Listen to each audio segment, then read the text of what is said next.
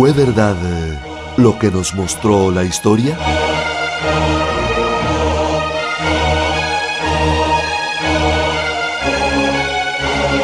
¿Es cierto lo que nos dicen los libros?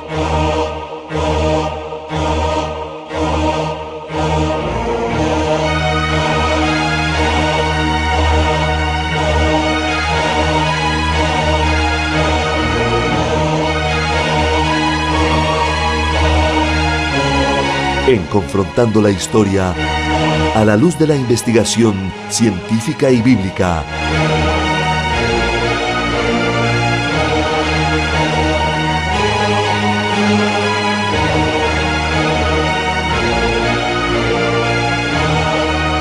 Y la explicación de Jesucristo hombre.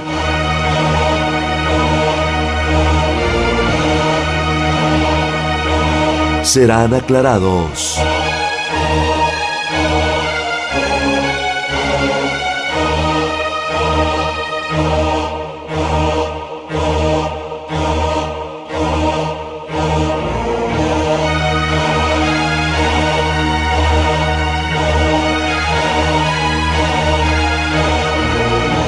Confrontando la Historia. El programa científico e investigativo. Bienvenidos.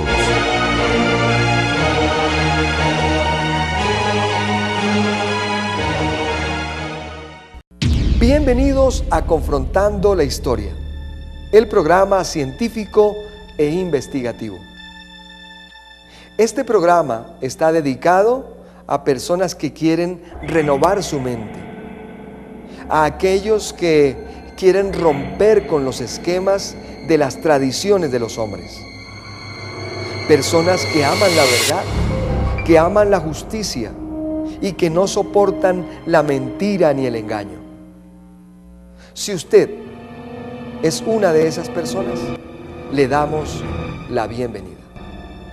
En el programa de hoy se estarán aclarando inquietudes tales como: ¿quién ha cometido más abusos, violaciones y muertes a través de la historia?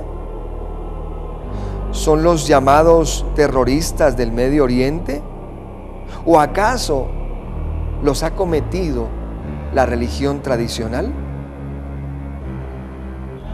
¿Fue el llamado primer papa, el apóstol Pedro, un gran hombre como lo ha mostrado la religión? ¿O más bien ha sido el primer gran usurpador y uno de los hombres más malos de la historia, como lo registra el Evangelio de la incircuncisión? ¿Se podrá seguir ocultando y tratando de callar las miles de violaciones y escándalos de la religión católica?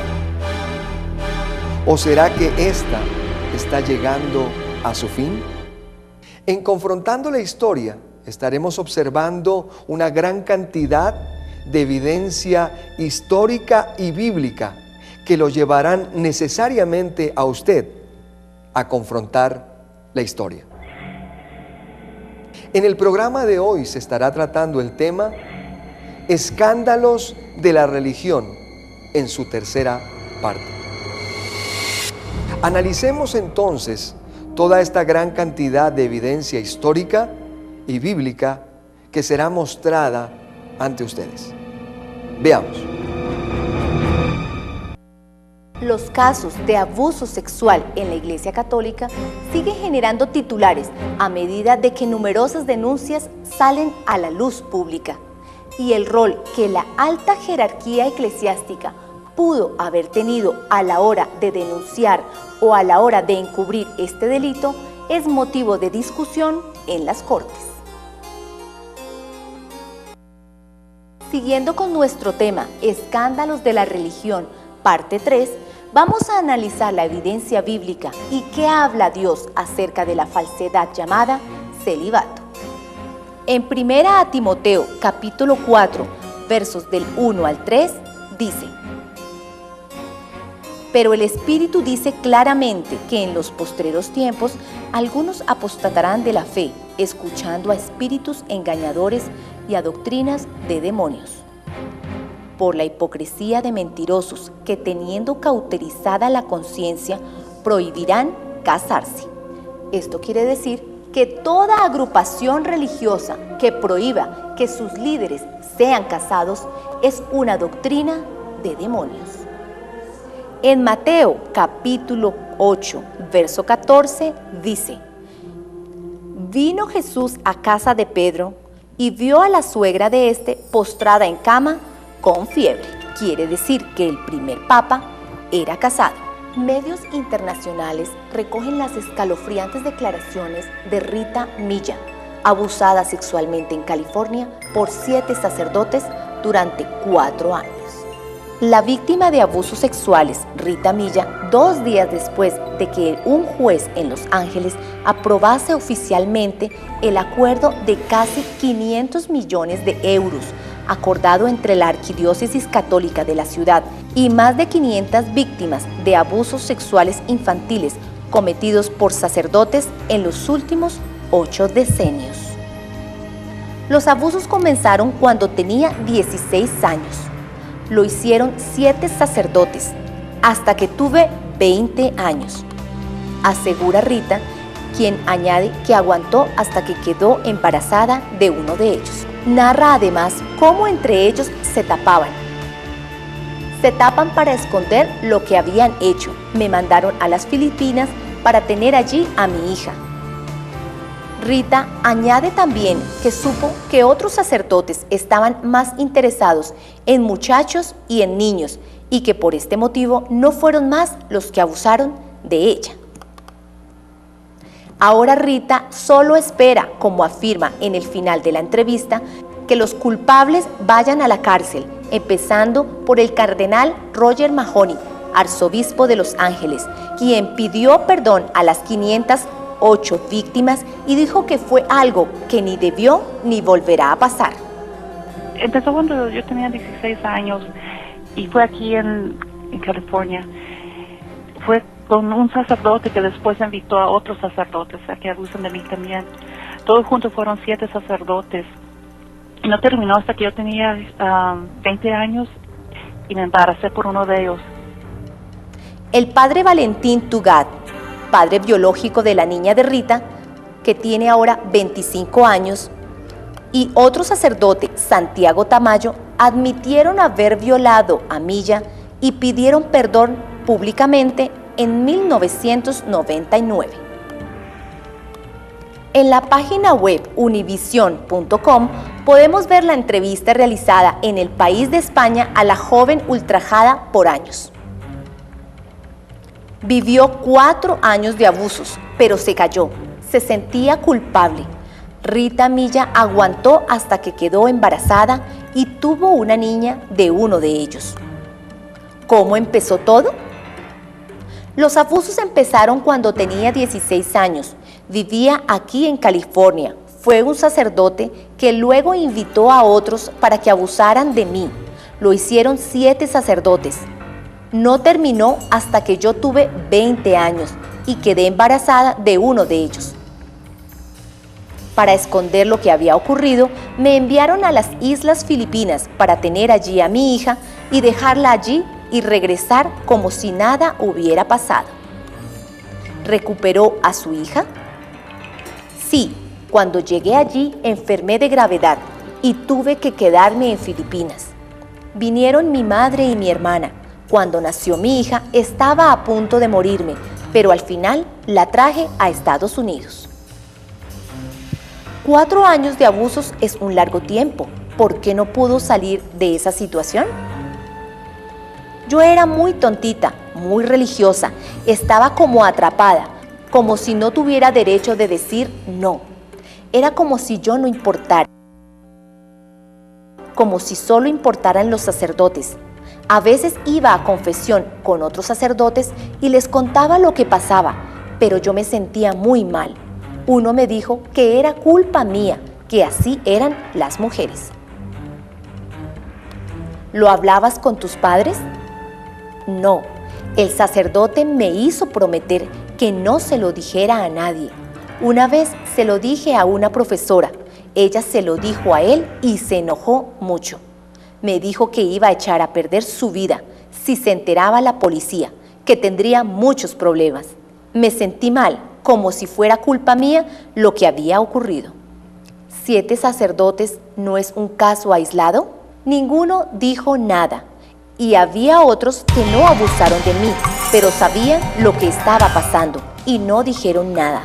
Después supe que unos estaban abusando de muchachos y de niños, y por eso yo no les interesaba. Cada uno hacía algo diferente y unos se tapaban con otros. ¿Cuándo decidió dar un paso adelante y contarlo todo? Yo quise hablar con los obispos para que lo que me ocurrió a mí no le ocurriese a nadie más, pero no hicieron nada. Esto fue lo que me asustó más. Los sacerdotes ya sabían que yo había hablado con los obispos y les dijeron que no les importaba nada, como dándoles permiso para seguir. Era un tiempo muy horrible. Yo quería suicidarme. Estaba muy deprimida. Fui a una psicóloga y ella fue quien me dio la idea de buscar a un abogado para poner una demanda. Fue entonces cuando la iglesia empezó a actuar como si esto sí les importara. Tengo miedo de que todavía se estén cubriendo unos a otros. Solo les importó todo esto cuando se trataba de dinero, pero no cuando se trataba de niños. Ojalá que hayan aprendido que esto puede volver a pasar si no hacen algo para eliminar el problema. Me gustaría que el cardenal Roger Mahony estuviera en la cárcel, porque lo que hacía era esconder a criminales. El celibato es una falsedad. Y como lo hemos visto en la evidencia bíblica, Dios nunca estableció como forma de vida para sus líderes el celibato. Los invito a ver estos interesantes reportajes.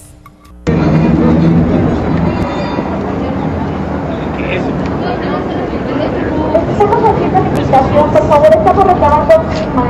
Se prueba los 110 niños violados por el sacerdote Nicolás Aguilar Rivera. Te pedimos que nos apoyes con una firma en esta lucha en contra de los sacerdotes pederastas. No estamos en contra de la religión católica.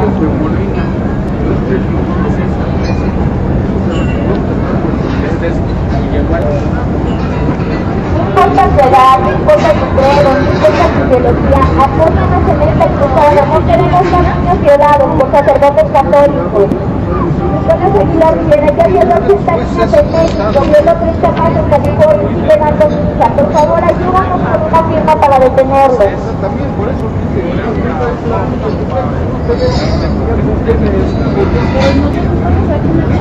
Radio México, niños en México, viola 30 en California y está en libertad. Te pedimos que nos apoyes con una firma para hacer en contra de los sacerdotes violadores que tienen Iglesia Católica en México. Queremos más violados por sacerdotes.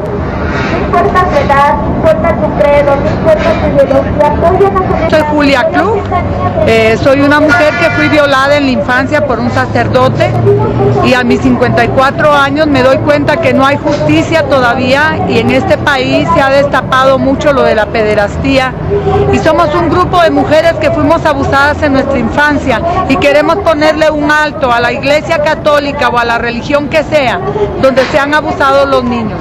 Nosotras estamos formando un grupo para poder exigir justicia y que se respeten los derechos de los pequeños que se acercan a los templos pidiendo una ayuda espiritual y salen violados. Tenemos, por ejemplo, al padre Marcial Macié, a quien el Papa Juan Pablo II estuvo protegiendo en el Vaticano. Tenemos uno más reciente, que es el padre Nicolás Aguilar Rivera. Este sacerdote tiene ya ahorita denunciado 110 niños que ha violado. No sabemos cuántos niños más haya violado, que por miedo no han dicho nada. Queremos que se haga justicia. Luego del escándalo por el presunto abuso de menores en el hogar Mi Casa en Cali, el exdirector de la Fundación, Víctor Blanco, decidió presentarse a la Fiscalía. Reconoció que había tocado a algunos menores y se acogió a sentencia anticipada. Si hubo actos indebidos, rechazarlos totalmente porque van contra la moral, contra la ética de la Iglesia. Monseñor Francisco Sarasti, arzobispo de Cali, defendió la labor sacerdotal del Padre Blanco. 36 años no se pueden borrar con un acontecimiento, 36 años de servicio de trabajo. Después de la declaración, el clérigo Víctor Blanco quedó en libertad y se espera que en los próximos días la Fiscalía defina su situación jurídica. Las hermanas Navas no conocían los detalles del trágico asesinato de su madre.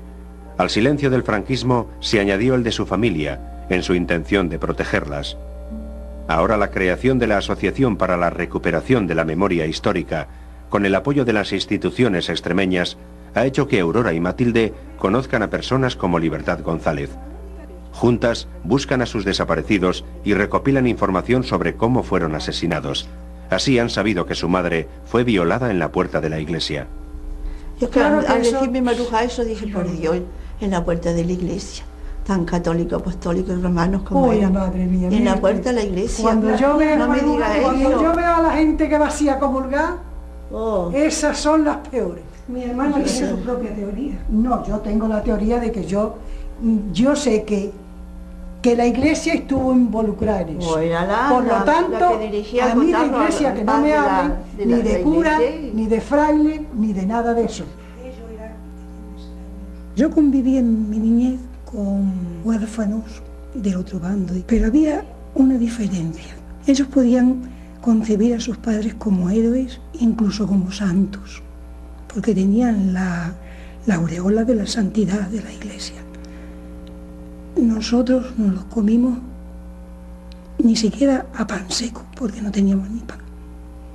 Nuestro dolor fue seco, fue duro, y a nadie podíamos reclamar nada. Según la página web laprensa.com, la justicia italiana condenó a 12 años de prisión al padre Marco Desi, quien fue encontrado culpable de los cargos de pedofilia y delitos conexos con los abusos sexuales imputados por 6 nicaragüenses. El padre Desi, de origen italiano, se encontraba detenido en la ciudad de Parma por el juicio emprendido por 6 exintegrantes de un coro infantil de Chinandega, creado por el religioso. Desi prestó sus servicios sacerdotales en Chinandega durante casi 40 años. En este periodo fundó la institución educativa y cultural Hogar del Niño y Fundación Chinandega. Hay pruebas que son muy fuertes. Los denunciantes fueron sometidos a test psicológicos que realizaron experimentados psicólogos forenses, en los cuales no hubo contradicciones y representan las herramientas para acusarlo, expresó el abogado Calabresi. Los medios de comunicación de Parma, la ciudad donde se desarrolla el proceso contra el religioso, también coincidían en que era bastante difícil que Desi saliera libre. El hombre, al practicar el celibato, se ha desviado de su naturaleza y debido a esto se han producido toda clase de aberraciones sexuales que han hecho y siguen haciendo daño a la humanidad. Los invito a analizar este interesante documental. La Domus María, en latín Casa de María, fue creada por el sacerdote salesiano Pedro Marano, que aún hoy es su director y cuenta con el apoyo de varios obispados. Napoleón Sasso, el cura acusado de abuso, denunciado por abuso, pasó algunos meses allí. Allí también recibió un ofrecimiento que rechazó el denunciante, el testimoniante en la causa de abuso, el sacerdote y psiquiatra Luis Guzmán. Guzmán asegura que rechazó la oferta de trabajo porque sospechaba que en la Domus María se daba amparo a curas pedófilos. Para comprobarlo, visitamos la Domus María como familiares de un religioso para comprobar si era posible internarlo allí, pero dijimos que a pesar de que este religioso, el supuesto familiar, ya había abusado de un chico, ya tenía antecedentes de haber abusado de un chico. ¿Qué nos dijeron en Domus María?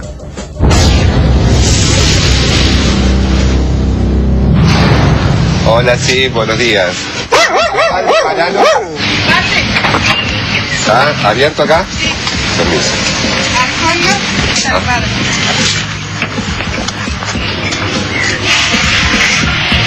Hola.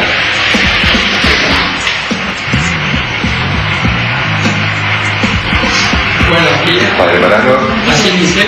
¿Qué dicen de bueno? ¿Cómo le va? Pasa. Venimos por un problemita que le queríamos contar. La situación de un sobrino mío. Sacerdote.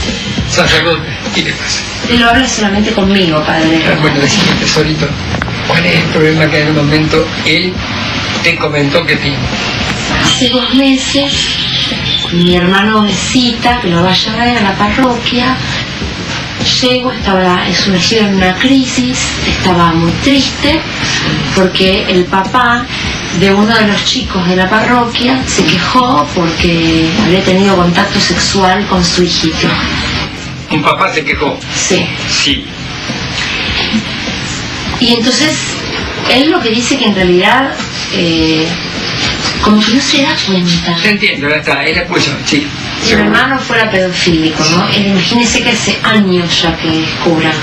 No importa, porque siempre fue una cosa ocasional, ¿no es cierto? Si hubo un mero tocamiento, es una cosa. Otra cosa es si hay penetración. ¿Con quién está él? ¿Con chicos o con nenas? Con chicos. ¿Y usted cree que lo de mi hermano es pedofilia, padre? No sé, querida, no te puedo decir que sí. Hace 13 años que nosotros estamos trabajando con sacerdotes de toda América Latina. Que sufren de lo mismo. No, de lo que sea. Pueden ser alcohólicos, pueden ser homosexuales, pueden ser pedofílicos. Esta obra está dedicada a la recuperación de sacerdotes con dificultades. ¿Cómo es el tratamiento, padre? Mira. Porque yo tengo mucho miedo. Es una vida de familia. Somos 2 sacerdotes y 2 laicos, todos profesionales. Él está ejerciendo, está trabajando pastor. Pero él tiene que dejar la parroquia. Bueno, este solo es porque él, digamos, ha manifestado, por lo menos me lo ha dicho a mí, su vocación de seguir. Sí, totalmente de acuerdo. Eso es a ver más adelante. Pero es conveniente que él reconozca lo que le pasa en su parroquia y que se... No, él lo que tiene que hacer es pedir que se eche. Y no tiene que hablar con nadie. No tiene por qué. Es serio por razón de salud, punto. Sacar una úlcera. Si no le quiere decir su problema, porque no tiene ninguna obligación de comentárselo a su obispo, decirle que está en una crisis vocacional. Está bien, es una cosa genérica, no miente, ¿no es cierto? Y que quiere tomarse un tiempo X para reflexionar. La iglesia conoce de esto, digamos. Claro que conoce. La obra la conocen todos los obispos. Yo le mando, acabo de mandarle el otro día, que estaban reunidos acá en San Miguel, un saludo de fin de año, diciéndole que seguimos trabajando. Hace 13 años que estamos trabajando. Han pasado en 13 años más de 70 sacerdotes. ¿Cómo tendría que ser este caso? Pero en el caso de un pedofílico, tiene que dar internado. Tiene que venir acá a vivir acá. Como mínimo, ¿cuánto tiempo estimo? Yo le estimo medio año. Mínimo. ¿Qué costo tiene? ¿Cómo decir? Bueno, mirá, te adelanto. Los sacerdotes del clero tienen la obra San Pedro, se llama, y Fides, son 2. Bueno, el obispo de él tiene que pedir a San Pedro el subsidio por invalidez para generar recursos, porque va a estar haciendo un tratamiento. Entonces, ahí no puede generar recursos. Entonces, IREVA le paga 700 pesos, que es más de la mitad de lo que cobramos nosotros. Nosotros cobramos 1.300. 1.300 por mes. Por mes, sí. Si hubiese denuncia, ¿habría alguna dificultad que venga acá igual o no? Mientras el juez no decida nada, hay que saber si ya hay denuncia. Porque si ya hay denuncia, está asentada en un juzgado, bueno, ahí se acabó, ya la cosa cambia completamente. ¿Usted tiene cualquier cosa abogada? Si no, padre. Tengo gente en la policía. ¿Te puede ayudar? No sé. Un sobrino mío. Claro, que y mi sobrina, claro, bueno, él ¿cómo se llama? es jefe de todo el sistema computarizado de la policía de la provincia. Pero no era eso la parte judicial. No, pero puedes saber a quién preguntar a eso. ¿A dónde dirigirse? Si hay una denuncia ya no se puede tapar, ¿no? Y lamentablemente no. Si hay denuncia, ¿qué quiere que venga? Ya se hace público.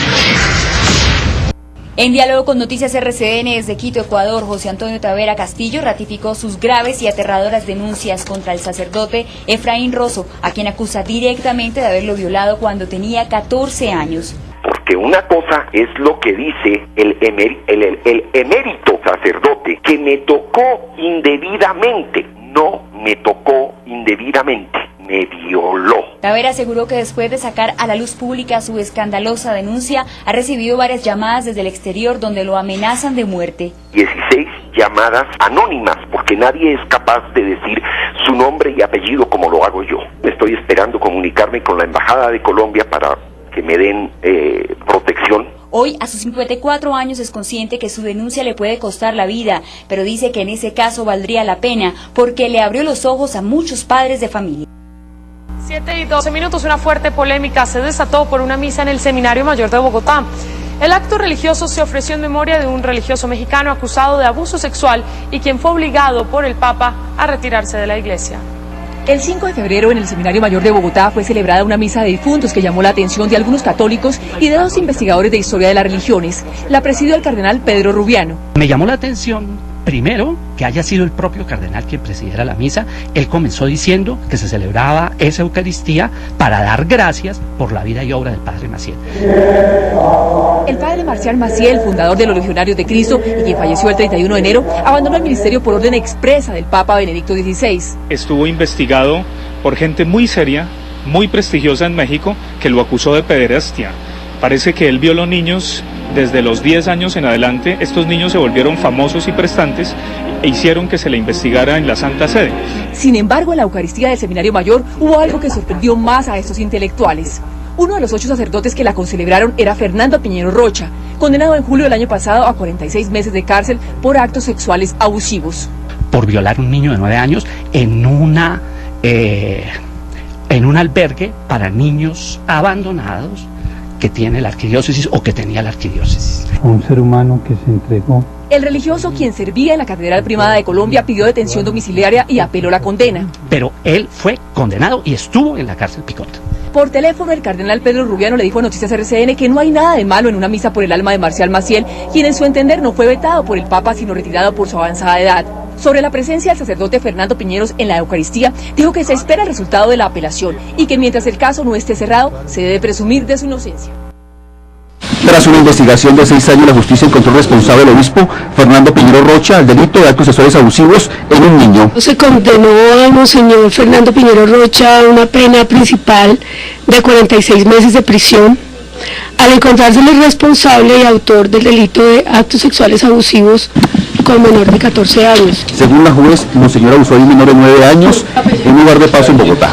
El cura Piñeros, decía así, el cura Piñeros los tocaba y los obligaba a darle besos. En este lugar de paso, en el centro de la capital, ocurrieron los hechos. Un niño en la calle fue internado por su mamá. Cuando fui a internarlo, fui a pedir el cupo, que me decían que valía 40.000 pesos por cada mes. Sin embargo, el menor a los pocos días se escapó del hogar de paso. Le contó a su mamá que un hombre lo intimidaba. Él decía que el señor lo tocaba, lo obligaba a besarle la boca y a cogerle la cola, y a él no le gustaba. El bienestar familiar denunció el caso. Monseñor se presentó ante un juez y se declaró inocente. Él dijo que los besos que le suministraba a los niños en la boca eran sin malicia, que era por el mismo amor que ellos le tenían a él, como lo consideran un padre, entonces que sin malicia. El obispo, según esta sentencia, no tiene beneficio de libertad. Nunca se dijo en el expediente que estuviera enfermo, ni siquiera, ni mucho menos gravemente enfermo, como para que yo tomara la decisión de suspenderle la sentencia. La condena contra monseñor Piñero fue conocida hoy por sus amigos y a la gente que la ayudó. Vamos a hablar de uno de los personajes más crueles que recientemente fue condenado, el sacerdote Marcial Marcel, fundador de los Legionarios de Cristo. Marcial Marcel se encontraba recluido desde hacía meses en la localidad de Cotija de La Paz, en el estado de Michoacán, en México, donde había nacido. El suceso que marcó los últimos meses de su vida fue el castigo que le impuso el Vaticano tras recibir denuncias de que el clérigo había abusado sexualmente de seminaristas durante décadas. Fue acusado y hallado culpable por el abuso de al menos 40 menores entre 1944 y los años 70, principalmente en Irlanda, España e Italia. El investigador asegura incluso que ha tenido acceso a archivos secretos del Vaticano que muestran que en 1962 fue descubierto con drogas, pues se le acusa de ser adicto a la adolantina, un derivado de la morfina, y que la propia Secretaría del Estado del Vaticano ordenó suspender la investigación. Marcial Marcel tuvo amplia protección de cardenales y papas, como Juan Pablo II y Pablo VI. En 1996 fue acusado por 8 exmiembros de los Legionarios de Cristo de haber abusado sexualmente de ellos cuando eran adolescentes en Italia y España. Sin embargo, en lugar de castigarlo el 19 de mayo del 2006, la Santa Sede solo lo invitó a retirarse a una vida de oración y penitencia, ya que debido a su avanzada edad no había decidido iniciar un proceso canónico. Ante las evidencias de pederastia, cuando el Vaticano ya no pudo seguir encubriéndole más, le prohibió celebrar misas públicas o dar conferencias, presentaciones o entrevistas. En 1956 fue suspendido durante 2 años tras las primeras acusaciones de pederastia, pero quedó exonerado cuando las víctimas no declararon contra él por el voto de caridad, que les impedía criticar a un superior eclesiástico. Los invito a analizar este importante reportaje periodístico.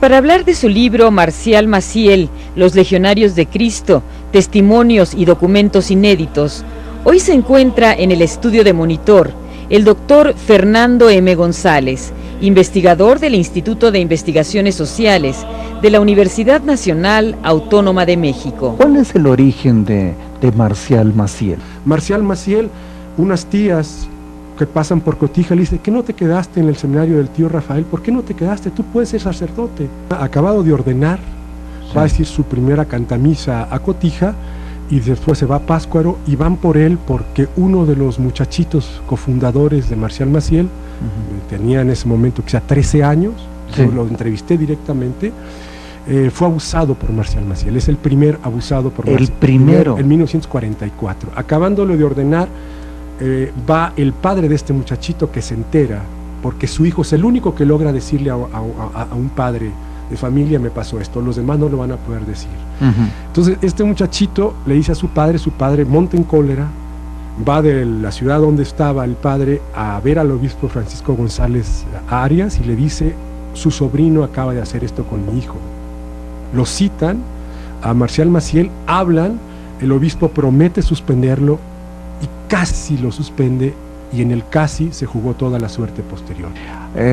La parte del abuso sexual, ¿hasta más o menos qué época se estuvo practicando? Bueno, de lo que yo tengo testimonio directo, mínimo hasta finales de los 60.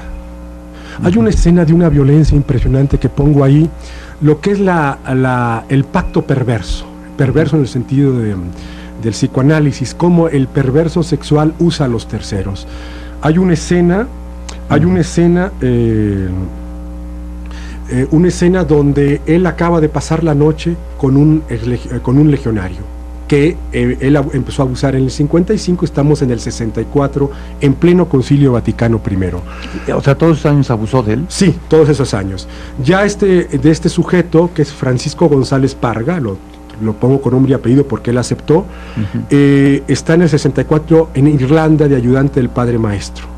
Va Marcial a visitar a los novicios de Irlanda y entonces se pasa la noche con él. al otro día se levanta con ganas de decir misa y la dice con una enorme devoción, que es una de las cosas que dicen de Marcial Maciel, que en la consagración se cuelga de la hostia y casi se eleva, ¿no? Entonces estas disociaciones son muy enloquecedoras para la gente, ¿no?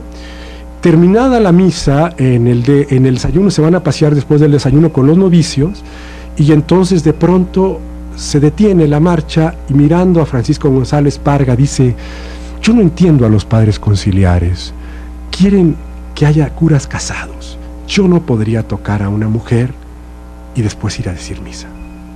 Eso dijo Marcial. Eso dice Marcial Maciel. Francisco González Parga se le queda mirando y ¿qué dice? No, pues está nada. Totalmente atrapado.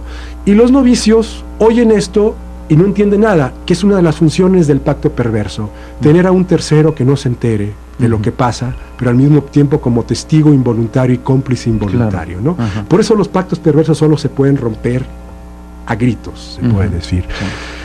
Bueno, al otro día, todavía en el desayuno, dice lo siguiente, mirando siempre a Francisco González Parga: hay gente en la Legión de Cristo que ya no la quiere, pero es capaz de hablar pésimas cosas de sus superiores por tal de no aceptar que ya no quiere estar en la Legión. Y se le queda viendo. O sea, produce un efecto frente a los novicios de si tú me condenas, claro, vas a caer en la inverosimilitud. Estás acusado de querer devaluarme de un complot, ¿no? Entonces el manejo de un perverso que se crea una institución a su medida usando los elementos de religiosos es muy impresionante porque es muy atrapante. Esa parte del consumo, el uso de la morfina, ¿cómo se dio en él? Bueno, de lo que está constatado empieza a darse ya explícitamente digamos hacia el 53-54, el que fue uno de sus secretarios, Federico Domínguez, y ahí está la carta que fue la primera denuncia en 1954 ante el vicario del Arzobispado de México, el Monseñor Orozco Lomelí. Hace una carta que le piden del arzobispado y ahí cuenta cómo ya tiene una adicción a la dolantina, que es un derivado de la morfina. Y todos los líos en que mete a los jóvenes legionarios que le tienen que ir a buscar por Roma, o a veces en Madrid, o a veces en Salamanca, o incluso en Trípoli, viajan en avión a conseguir la droga que está prohibida en principio. Entonces tienen que usar toda una serie de subterfugios para conseguir la droga, estos muchachitos que están siempre a punto de que la policía los tome, etc.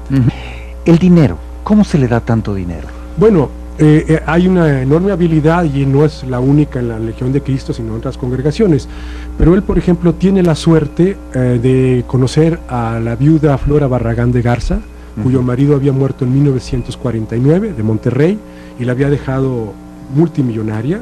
Marcial Maciel la conoce en el 51, y es de esta gente que está estructurada, como dice el sociólogo Pierre Bourdieu, para el interés en el desinterés, que son los bienhechores.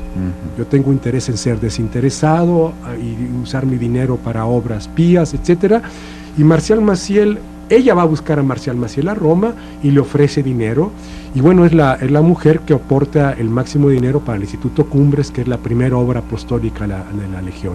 Y ahí hay un capítulo dedicado a Flora Barragán de Garza, donde, bueno, va dando dinero a manos llenas. Y ya al final, hacia 1983, cuando la Legión de Cristo quiere 2 ranchos de ella, que son bastante extensos, uno de 50 hectáreas, otro de 100 hectáreas para hacer su seminario, etcétera, la hija de Flora Barragán dice: basta, basta.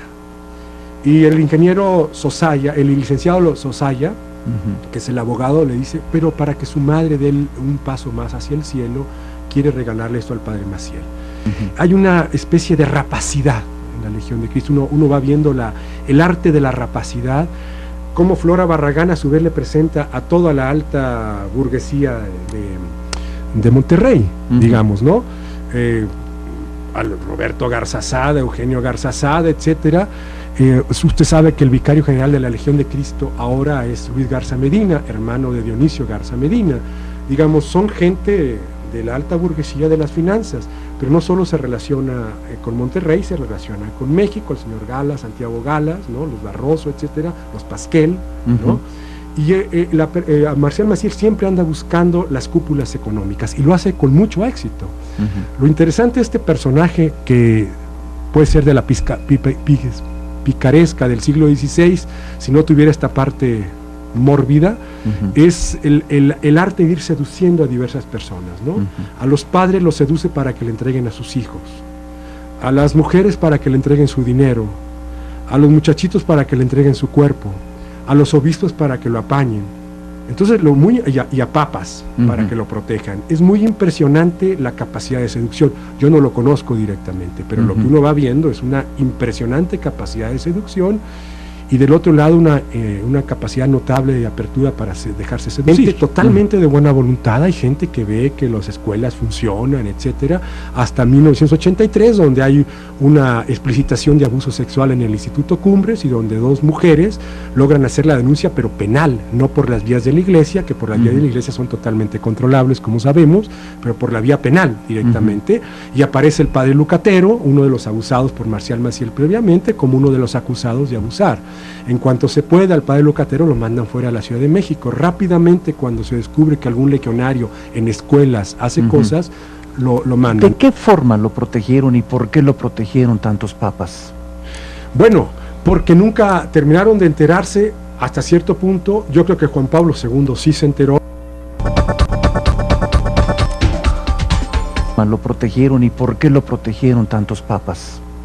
Bueno, porque nunca terminaron de enterarse hasta cierto punto. Yo creo que Juan Pablo II sí se enteró, pero hay que recordar, por ejemplo, en 1962, que es la última denuncia que llega contundente a los archivos de la Sagrada Congregación, es de una especie de Sherlock Holmes, que es el vicepresidente de los farmacéuticos de San Sebastián, donde va Marcial Maciel 5 días pidiendo dolantina a destajo, y va mintiendo, no entrega documentos, no entrega recetas, da direcciones falsas, y este sujeto se apercibe y empieza a seguirlo por las farmacias, donde va pidiendo, descubre las mentiras, y entonces rápidamente manda un informe al Vaticano diciendo: esto es la dolantina, la dosis son tantas. El señor Marcial Maciel vino con 4 muchachitos, los pasaportes eran 3 mexicanos, los pasaportes son el número tal, tal, tal, los nombres son tal, pidió en la farmacia tal, etcétera.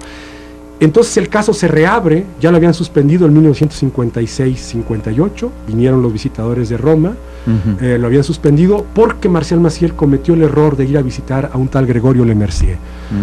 Entonces quiere decir que la iglesia, concretamente en Roma, tenía informes de todas estas cosas, más lo que viene en su libro, toda esta documentación, y él es suspendido, pero regresa posteriormente. ¿Cuánto tiempo estuvo suspendido?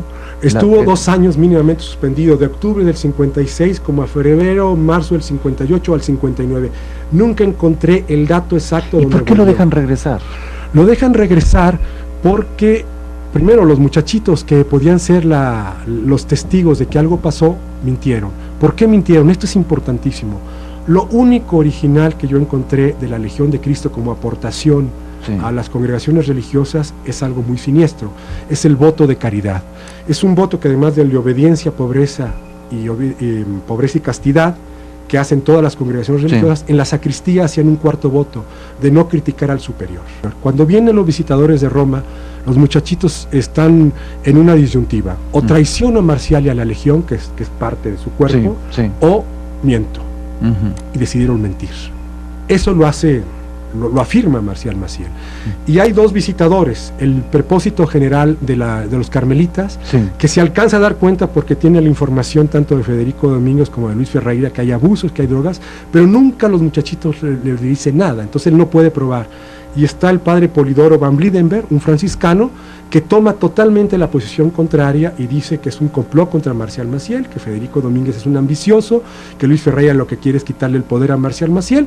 El padre Polidoro acaba de morir en Chile, el obispo de Illapel, en Chile, a los 94 años, acaba de morir ahora en abril. Entonces hay una tensión entre los dos, y hay órdenes superiores del Vaticano, de cardenales que Marcial Maciel ha cultivado, de no ir más allá. Cardenales, no, él se mueve con cardenales. Y en el 62, cuando este informe del farmacéutico llega a Roma, especificando cómo Marcial Maciel le quiso dar dinero para que se callara, al jefe de la policía le ofreció mordida en el mejor sentido mexicano, en el horror, el peor sentido mexicano, pero en esa cultura de la mordida y del chantaje, dice una nota en el archivo que encontré: por órdenes de la Secretaría de Estado, se ordenó que se suspendiera la investigación. El que estaba en este momento el secretario de Estado era el cardenal Ambleto Scicognani, que Marcial Maciel le tenía chofer desde los años 50, tenía un chofer propio de la Legión que lo llevaba a todos lados, les daba... O sea, al secretario de Estado del Vaticano, sí, el padre Maciel le puso chofer. Le puso chofer, y a su hermano, que también era cardenal Gaetano, también le tenía chofer desde los años 50. Entonces el tipo va cultivando a cardenales de los altos puestos, y bueno, eso es una manera de protegerse. Incluso está comprando seguridad. Está comprando seguridad, incluso esta seguridad la compra en el momento donde está Juan XXIII. ¿Cómo? Bueno, porque tiene al secretario... en ese momento está Juan XXIII y el secretario... Pero al Papa no le... ¿Tiene usted datos? Encuentra usted en el libro de Carlos Facio, que sacó hace poco, y ahí está directamente el documento firmado por Juan XXIII en ese momento. O sea, el Papa Juan XXIII firma un documento para su iglesia diciendo que cualquier asunto sexual de los miembros de la Iglesia Católica se maneje en privado dentro de la Iglesia, y ahí queda, y ahí queda. Pública, claro. ¿Qué pasó con Ratzinger después Benedicto XVI? Bueno, Ratzinger es importante porque como cardenal él recibe el informe del entonces padre Alberto Atié, que manda el informe de un exlegionario, Fernández Amenábar, y diciéndole: esto ha pasado, esto era el caso de Marcial Maciel, así procedíamos. Y entonces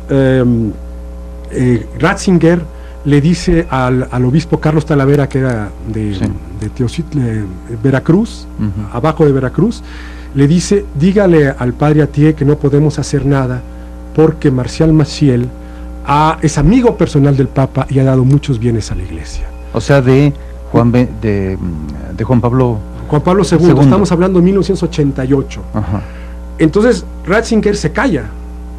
Cuando acaban de pasar los 60 años del aniversario del sacerdocio de Maciel, que Juan Pablo II celebra con bombo y platillo, 26 de noviembre del 2004, 6 días después, los exlegionarios de Cristo que habían interpuesto una acusación, les llaman el 2 de diciembre y les dicen: ¿quieres continuar el caso? 6 días después. Y ellos dicen: claro, si Ratzinger no lo había bloqueado. Claro. ¿Cuál es la función de Ratzinger allí? Ratzinger no podía dejar morir a Juan Pablo II, que ya se estaba muriendo, con una mancha de ese tamaño, porque ya el caso había circulado internacionalmente. Y él sabía que iba a ser papable. Y que él había salido en la prensa y en la televisión su nombre como el bloqueador del caso. Y él sabe que puede ser papable. Y él hace el cambio. Y por eso se transformó. Juan XXIII tuvo que haber sabido... Juan Pablo II, perdón, tuvo que haber sabido del caso, y sin embargo lo protegió hasta el final. ¿Por qué? En enero del 2005 le hacen toda una estrategia donde dicen que una vez más votaron por unanimidad como superior general por Marcial Maciel. Después de hacer eso, le dicen que por favor, que él renuncia, porque bueno, si tiene 85 años va a tener 94 cuando termine, y probablemente la muerte lo alcance a estas alturas, entonces que prefiere dejar el lugar a un joven, y en un acto de humildad, dicen, se retira. Es muy impresionante. Y ahí, ¿por qué se retira? Porque ya se está preparando el juicio, y para hacer un juicio hay que retirarse, ¿no? Y ya viene la sentencia el 19 de mayo del 2006, digamos, ¿no? La sentencia en la cual lo invitan a hacer oración y penitencia y alejarse del sacerdocio. Pero al mismo tiempo, lo interesante de esta sentencia, que es el sumum del cinismo para mí, es decirle a los legionarios denunciantes: les creemos, pero un poco, lo suficiente para hacer una sentencia de invitación, pero no les creemos lo suficiente porque no vamos a hacer un juicio y ustedes nunca podrán probar sus dichos. Pero al mismo tiempo haremos el corte perfecto entre Marcial y la Legión. El problema es que Marcial hizo sus actos dentro de la Legión, y que hay gentes todavía con la que hizo sus actos que son cómplices de silencio. Entonces hizo el corte perfecto. Y al no hacer un juicio, y con esto termino, cierro la idea, el Vaticano se libra de hacer el propio juicio de sus propias instancias, que desde el 48, 50, 54, 56, 57, 62, tiene información directa de los actos de Maciel, por lo tanto no se hace un juicio a sí mismo y quedan todos limpios. Por eso digo que es una sentencia interruptus, pero que es una sentencia fríamente calculada. Le agradezco muchísimo que haya venido. Igualmente, muchísimas gracias por permitirme. No, al contrario.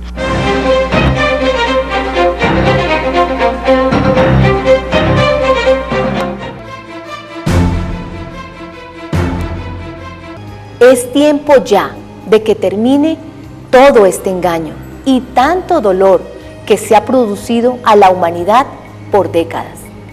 Y usted se preguntará, ¿cuál es el engaño? El engaño se llama religión católica. Este término no aparece en ningún momento en la Biblia, ni mucho menos sus doctrinas. No sea parte del engaño.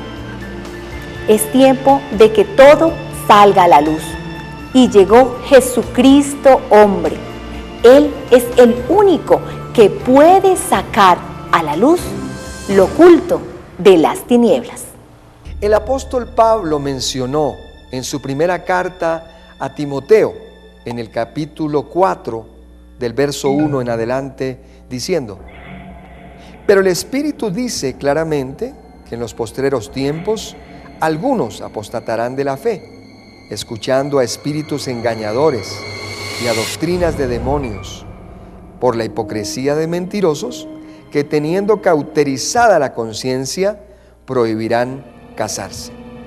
Pues bien, Jesucristo hombre está desenmascarando a esos espíritus engañadores, a esos hombres hipócritas que tienen cauterizada la conciencia y que prohíben casarse.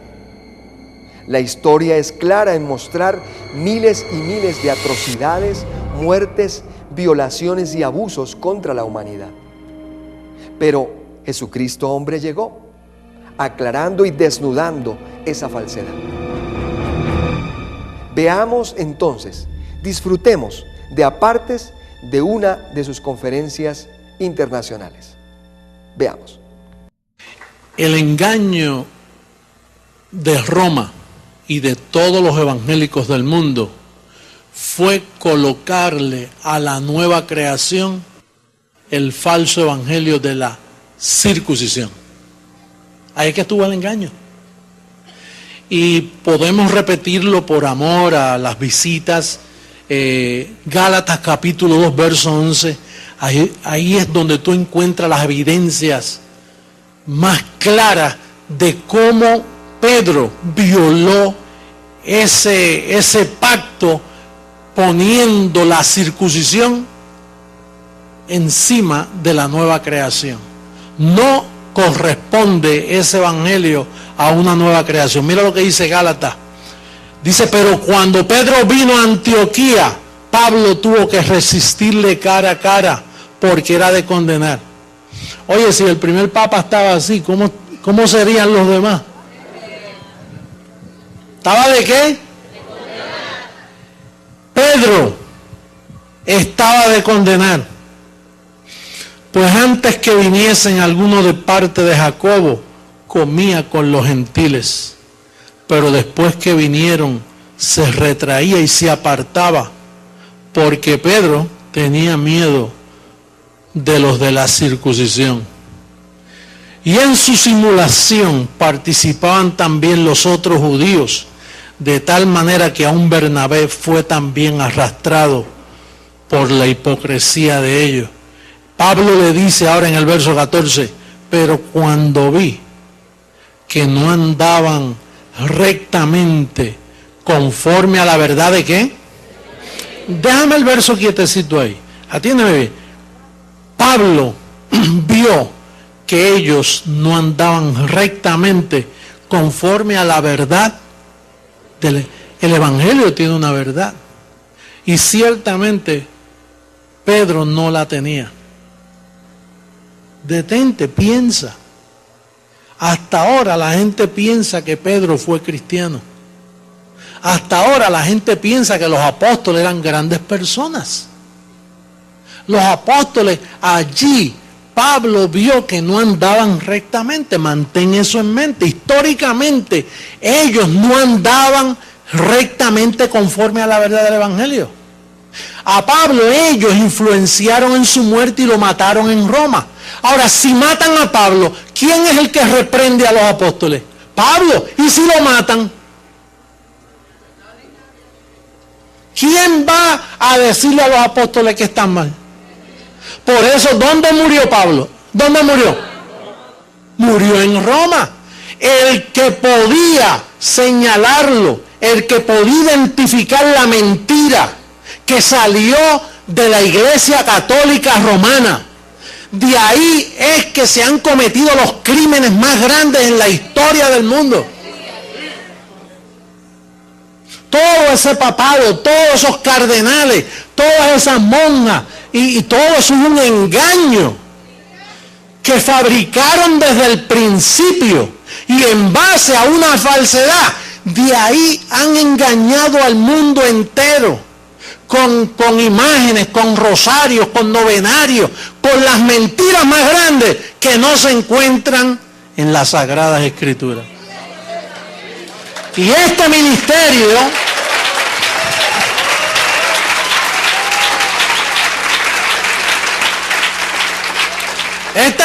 está para denunciar esa mentira. Lo que sucede que ellos, por llevar tantos años establecidos, ellos han creado una credibilidad falsa. Por eso es que no podemos seguir predicando aleluya y gloria a Dios, aleluya, sin dar las explicaciones correctas de las evidencias de lo que Pablo llamó el misterio de la iniquidad. Y mira cómo los denunció. Y eso está escrito en la Biblia católica. La versión, eso ellos lo tienen. Lo que pasa es que ellos lo disfrazan y simplemente dicen, bueno, eso son tonterías que sucedieron en el pasado, pero nos hemos arreglado, hemos reconocido que todos los crímenes que hemos cometido, como la famosa Inquisición, esos fueron errores del pasado, de papas ignorantes, pero ahora estamos más educados, ahora no vamos a hacer lo mismo. Pero la llaga sigue igual. Es un falso evangelio. Oye, cómo engañan estos sacerdotes a la gente.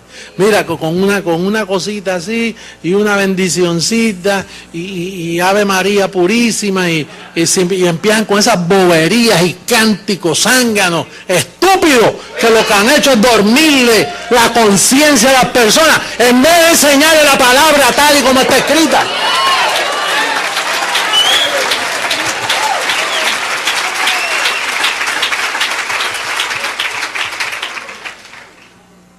Yo, Jesucristo hombre, les voy a tapar la boca, los voy a desenmascarar a todos.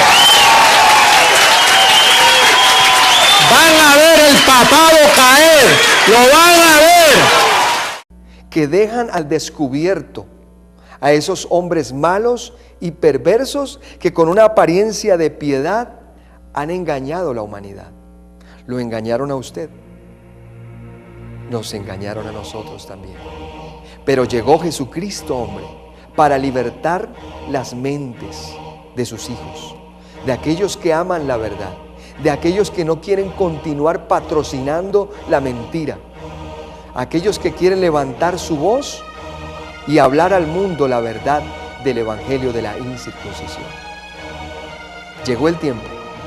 La pregunta es, ¿usted quiere continuar entonces en el letargo, en el engaño, en las tinieblas de la religión? ¿O quiere despertar como miles de nosotros gracias a la explicación de Jesucristo hombre, el doctor José Luis de Jesús Miranda? ¿Quiere usted despertar a ese engaño? ¿Y quiere entonces comenzar a disfrutar de la verdad del evangelio y con nosotros confrontar la historia? Bendecidos.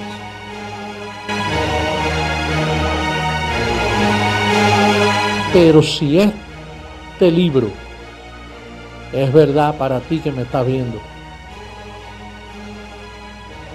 si esta es la verdad, entonces yo soy el Señor.